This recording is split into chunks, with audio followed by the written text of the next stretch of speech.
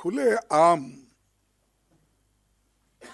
BJP सरकार ED को, CBI को, इनकम टैक्स डिपार्टमेंट को और दूसरे छोटे मोटे एजेंसीज को भी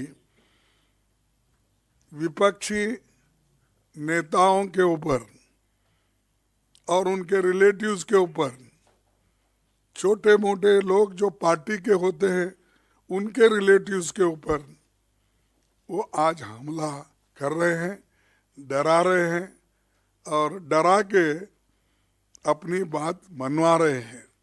और ये एक बहुत ताज्जुब है कि एक आदमी को आप कलंकित कहते हो,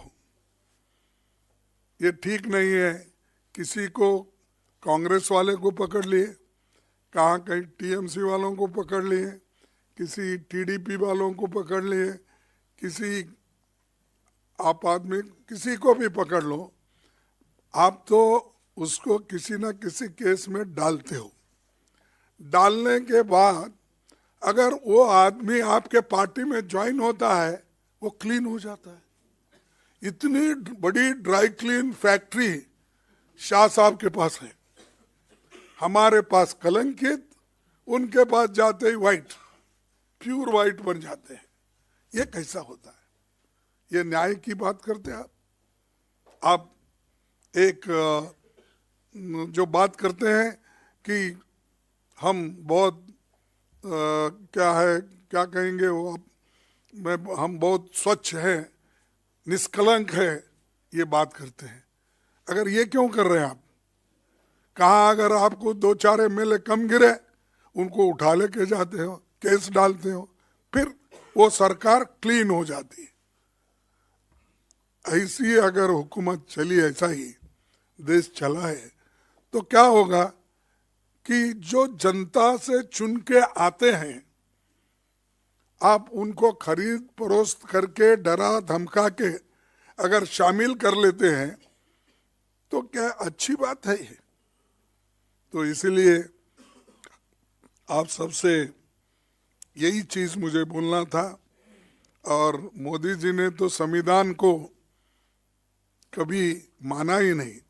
शायद उनका वेट एंड सी लिस्ट होगा, क्योंकि आने वाले दिनों में उन्होंने नागपुर के आदेश से जो काम करते हैं वो उसी के ऊपर उनका ध्यान केंद्रित होता।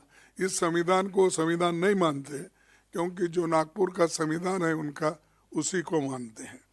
तो इसीलिए हम आज जस्टिस, लिबर्टी, इक्वालिटी, फ्रेटर्निटी की जो आज एक धज्जे उड़ाए जा रहे हैं और बुरी तरह से ये प्रभावित हुई है, ये हमारे संविधान के प्रेम्बल को हम बचाना है, दोबारा इसको मजबूत बनाना है। इसीलिए ये यात्रा भी जरूरी है। तो मैं इससे ज़्यादा कुछ कहना नहीं चाहता। एक ही अपनी बात रखूँगा कि इस जो न्याय का मुद्दा है, भारत जोड़ो न्याय का मुद्दा है, या ये इस मुद्दे पे हम आगे बढ़ेंगे।